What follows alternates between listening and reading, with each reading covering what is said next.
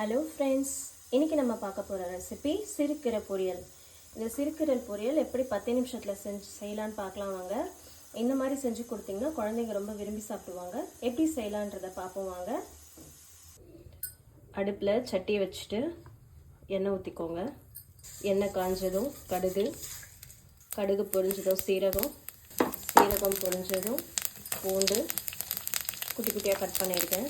பூண்டு வதங்கினதும் வெங்காயம் நல்லா வதங்கிடுச்சு. கொஞ்சமாக காஞ்ச மிளகாய் போட்டுக்கோங்க. இப்போது இந்த ஸ்டேஜில் கீரையை நல்லா கழுவி குட்டி குட்டியாக கட் பண்ணி வச்சுருக்கேன். இதை உள்ள சேர்த்துக்கலாம். இதை சேர்த்து கொஞ்சம் கிளறி விட்டுக்கோங்க. உப்பு எதுவும் போடாதுங்க. கீரை கொஞ்சம் வதங்கி சுருங்கி வரும், அப்போ போட்டுக்கலாம்.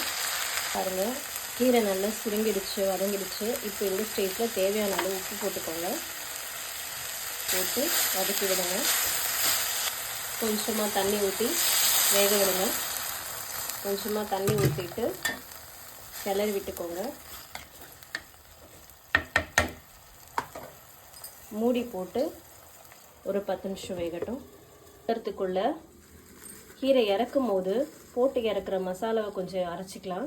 அதுக்கு கொஞ்சம் வேர்க்கடலையை வறுத்து எடுத்துக்கலாம். வேர்க்கடலையை வறுத்துக்கோங்க.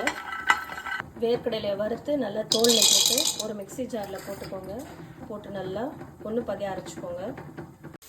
வேர்க்கடலையும் காஞ்ச மிளகாவும் நல்லா கொரப்பாக அரைச்சிட்டோம். இப்போ இதை நம்ம கீரையில் சேர்த்துடலாம். கீரை நல்லா தண்ணி சுண்டு வெந்து வந்துருச்சு. இந்த ஸ்டேஜில் அரைச்சி வச்சதை போட்டுட்டு கிளறி விட்டுட்டு அவ்வளோதாங்க, சுவையான சிறுகீரை பொரியல் ரெடி.